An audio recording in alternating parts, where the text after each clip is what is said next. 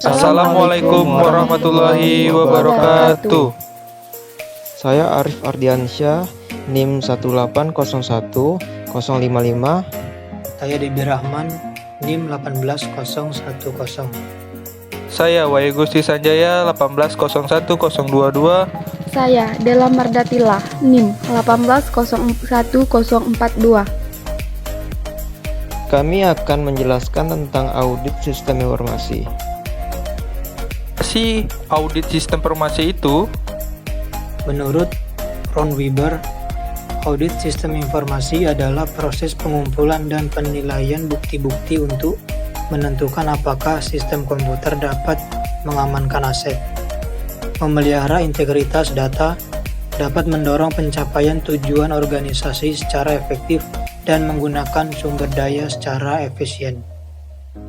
Lantas, apa tujuan sistem informasi ini? Penanganan aset. Aset informasi suatu perusahaan seperti perangkat keras, hardware, perangkat lunak, software, sumber daya manusia. File data harus dijaga oleh suatu sistem pengendalian internal yang baik agar tidak terjadi penyalahgunaan aset perusahaan. Dengan demikian, sistem pengamanan aset merupakan suatu hal yang sangat penting yang harus dipenuhi oleh perusahaan. menjaga integritas data. Integritas data atau data integrity adalah salah satu konsep dasar sistem informasi. Data dimiliki atribut-atribut tertentu seperti kelengkapan, kebenaran, dan keakuratan. Jika integrasi data tidak diperlihatkan, maka suatu perusahaan tidak akan lagi memiliki hasil atau laporan yang benar. Bahkan perusahaan dapat menderita kerugian. Efektivitas sistem. Efektivitas sistem informasi perusahaan memiliki peranan penting dalam proses pengambilan keputusan. Suatu sistem informasi dapat dikatakan efektif bila sistem informasi tersebut telah sesuai dengan kebutuhan user. Efisiensi sistem. Efisiensi menjadi hal yang sangat penting ketika suatu komputer tidak lagi memiliki kapasitas yang memadai atau harus mengevaluasi apakah efisiensi sistem masih memadai atau harus menambah sumber daya, karena suatu sistem dapat dikatakan efisien jika sistem informasi dapat memenuhi kebutuhan user dengan sumber daya informasi yang minimal. Ada berapa jenis audit sistem informasi itu? Jenis audit sistem informasi itu ada dua, yaitu audit sistem keuangan, yang kedua audit operasional. Audit laporan keuangan merupakan audit yang dijalankan untuk mencari tahu tingkat kewajiban laporan keuangan yang disajikan oleh perusahaan. Apabila sistem akuntansi yang diaudit adalah sistem akuntansi berbasis komputer, maka audit dilaksanakan pada sistem informasi akuntansi pada proses atau mekanisme sistem dan program komputer sudah selesai dan data yang substansi. Audit operasional ada 3 jenis. Yang pertama, post implementasi audit. Pelaksanaan post implementasi audit setelah implementasi ini dijadikan oleh auditor dengan penerapan. Yang kedua, konsulen audit atau audit bersama. Auditor membantu tim melakukan peningkatan kualitas, dikembangkannya dan dibangun oleh analisis, desainer, dan programmer yang akan diterapkan. Yang ketiga, konsuler audit atau audit secara bersamaan. Auditor melakukan evaluasi kinerja unit, fungsional, dan fungsi sistem informasi. Apakah telah dikelola dengan baik?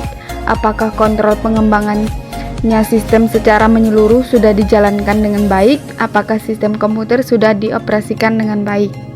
Apa saja tahapan sistem informasi? 1.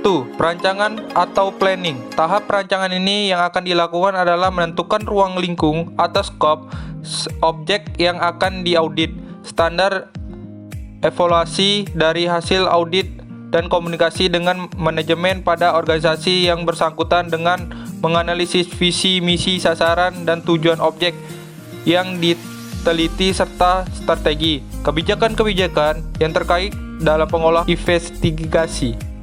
2. Pemeriksaan lapangan atau field work.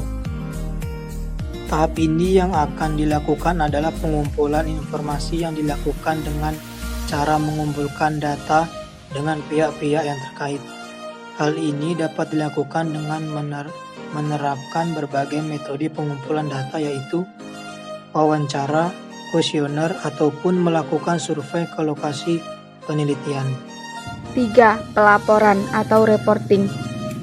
Audit sistem informasi. Setelah proses pengumpulan data, maka akan didapat data yang akan diproses untuk dihitung berdasarkan perhitungan material level.